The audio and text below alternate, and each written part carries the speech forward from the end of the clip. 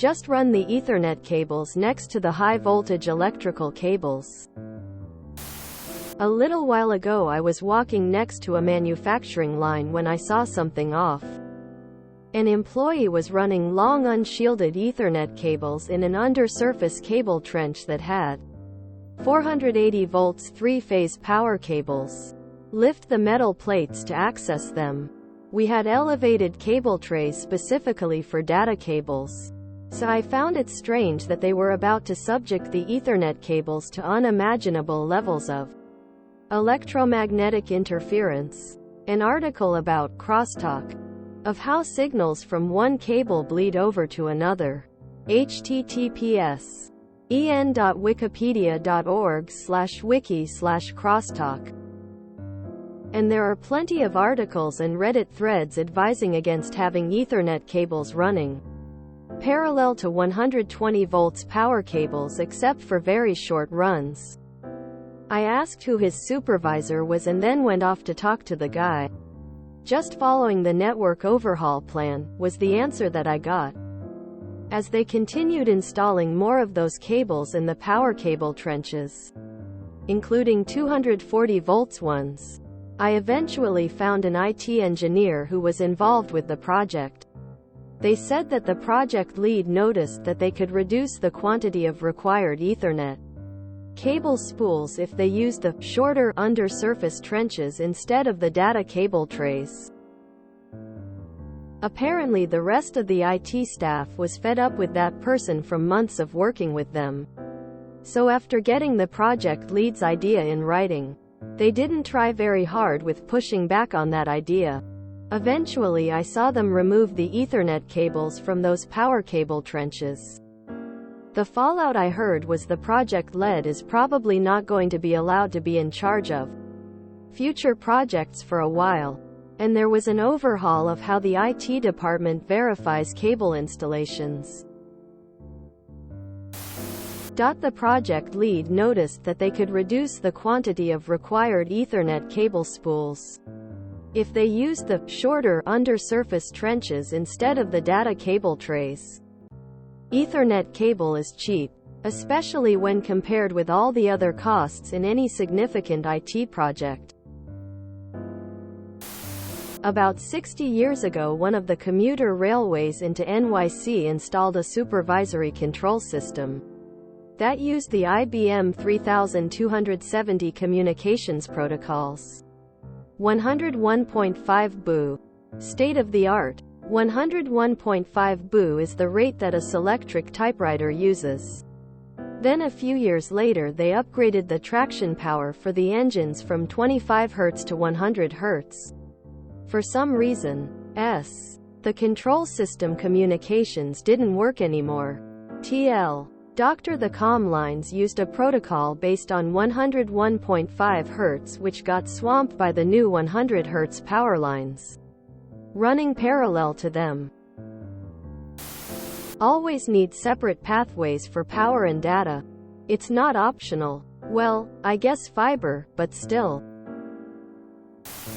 The project lead is probably not going to be allowed to be in charge of future projects for a while. Sounds like the overhaul plan worked. Not even smart enough to at least run fiber. More than a crosstalk problem, if those lines are exposed to a lightning strike they will induct considerable voltage into your switch. It's even worse if motor power cables come from a VFD, which can make a ton of electrical noise. Not just interference, also a safety issue and not allowed in many countries. And there was an overhaul of how the IT department verifies cable installations. Unfortunately, there always seems to be a downside to malicious compliance. Cutting the nose to spite the face. Though in this instance the nose did seem particularly cancerous.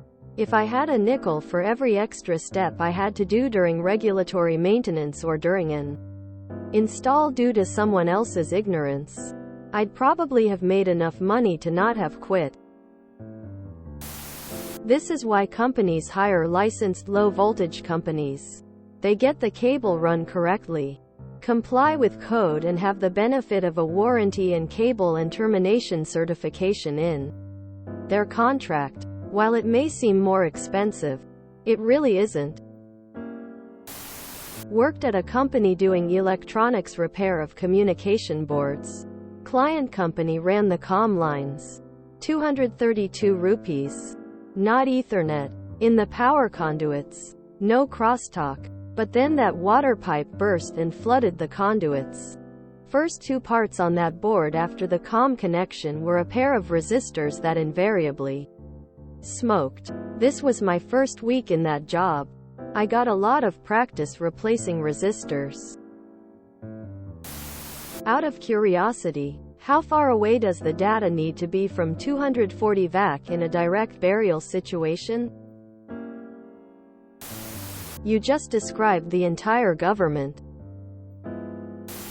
Ethernet twisted pair carries differential signal which is not sensitive to interference.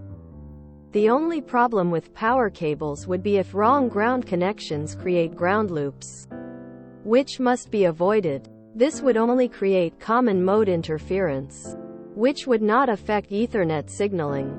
But this would not be unimaginable, ME. Can data cables be run in an EMT adjacent to 480 volts three-phase power cables without experiencing interference? Quite frankly, I am not even sure what I'm looking at as far as what was described. But I have to believe that the cable management trays were there for a reason and not just randomly placed out there. I used to do wiring in satellite uplink vehicles. Now you want to talk about being anal about what ran alongside what? They were pumping 2 kW plus of RF through cabling in those bad boys. RF patch and switching, data patch panels, audio, video, Wi-Fi, DSS, phones, etc. If you enjoyed this video, please check out our playlists full of similar content. Epic Eracast is like doom scrolling for your ears. Please like, share, and subscribe.